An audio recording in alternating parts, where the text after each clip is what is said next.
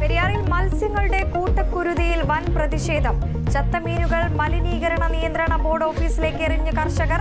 കുരുതിയിൽ ജലസേചന വകുപ്പിനെ പഴിചാരി മലിനീകരണ നിയന്ത്രണ ബോർഡ്. വണ്ടിന്റെ ഷട്ടറുകൾ തുറന്നുവിട്ടത് ബോർഡിനെ അറിയിക്കാതെ എന്ന ആരോപണം. സംസ്ഥാനത്ത് മഴ ശക്തം. 5 ജില്ലകളിൽ റെഡ് അലർട്ട്. മത്സ്യത്തൊഴിലാളികൾ കടലിൽ പോകരുതെന്ന് നിർദ്ദേശം. തിരുവനന്തപുരം ജില്ലയിൽ 11 കോടിയുടെ നാശനഷ്ടം.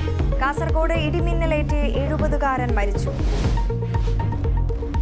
ഡോക്ടർമാരുടെ ഭാഗത്തു നിന്ന് വീഴ്ച ഉണ്ടാകാൻ പാടില്ലെന്ന് ആരോഗ്യമന്ത്രി. രോഗികളോട് ഇടപെടുമ്പോൾ ശ്രദ്ധിക്കണമെന്ന നിർദ്ദേശം. ആലപ്പുഴ മെഡിക്കൽ കോളേജിലെ ചികിത്സാ പിഴവിൽ റിപ്പോർട്ട് തേടി. നഴ്സിംഗ് പ്രവേശന പ്രതിസന്ധിയിൽ ധാരണ. കഴിഞ്ഞ വർഷം അംഗീകാരം നൽകിയ എല്ലാ കോളേജുകൾക്കും അഫിലിയേഷൻ നൽകും.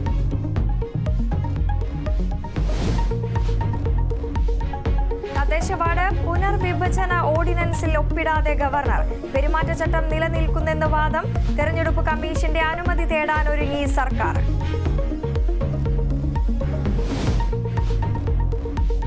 സംസ്ഥാനത്ത് IAS തലത്തിൽ അഴിച്ചുപണി. രാജൻ ഗോബ്രഗഡെ ആരോഗ്യ വകുപ്പ് അഡീഷണൽ ചീഫ് സെക്രട്ടറിയാകും. ബിജു പ്രഭാകരൻ പുതിയ KSCB ചെയർമാൻ. വ്യവസായ വകുപ്പിന്റെ ചുമതല മുഹമ്മദ് ഹനീഷിന്.